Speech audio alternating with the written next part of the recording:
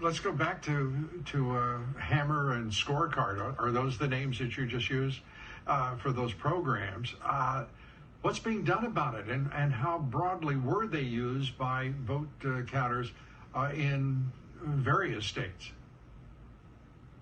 I think they were very broadly used, but not by the vote counters. They were used by the forces in the Democratic operatives that had access to these programs through the government access points that they have, and used it illegally to change votes in this country. It's got to be investigated probably by the president's most trusted military intelligence officials who can get into the system and see what was done.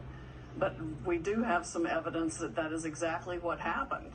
And they've used it against other entities in other countries. It's just been turned recently against our own citizens here to change election results. It's absolutely appalling that that can be done. And whether it's called computer glitches or something else, somebody has actually gone into the system and changed voting results. That's called intervention in our elections, irrespective of, I guess if they were Russia or China, we'd refer to them as meddling. But it's intervention, and it's also crooked as hell, rigging this election no matter the jurisdiction, whether it's Michigan, Georgia, wherever it might be.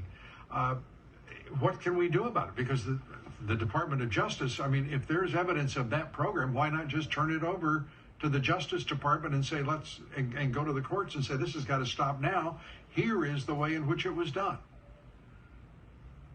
Well, we've been trying to get their attention, and we're going to try even harder, and we'll have to put it in a federal lawsuit, apparently, and get as much of it out as we possibly can. We have some excellent witnesses on the issue.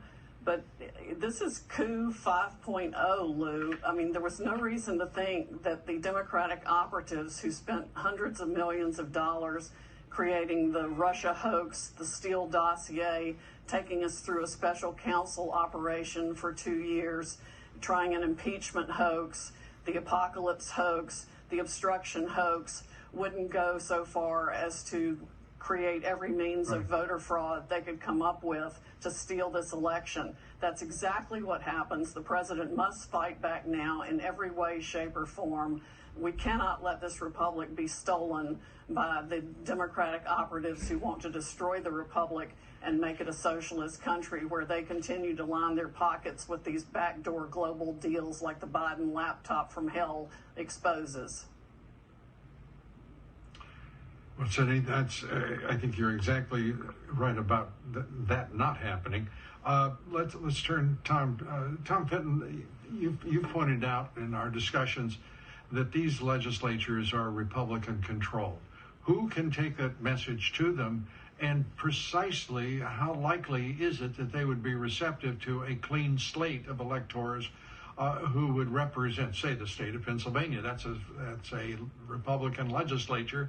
And stand up for the integrity of elections and support the president? Well, you know, the focus from the media and activists and regular voters and citizens need to be brought to bear here. Certainly the information we're learning from campaign activists on the ground, independent journalists like John Solomon, the work of Judicial Watch should also be brought to bear. I mean, we knew going into this election in Pennsylvania, Lou, there were 800,000 extra names in the rolls in Pennsylvania. Nevada County has 154,000 inactive names on the rolls.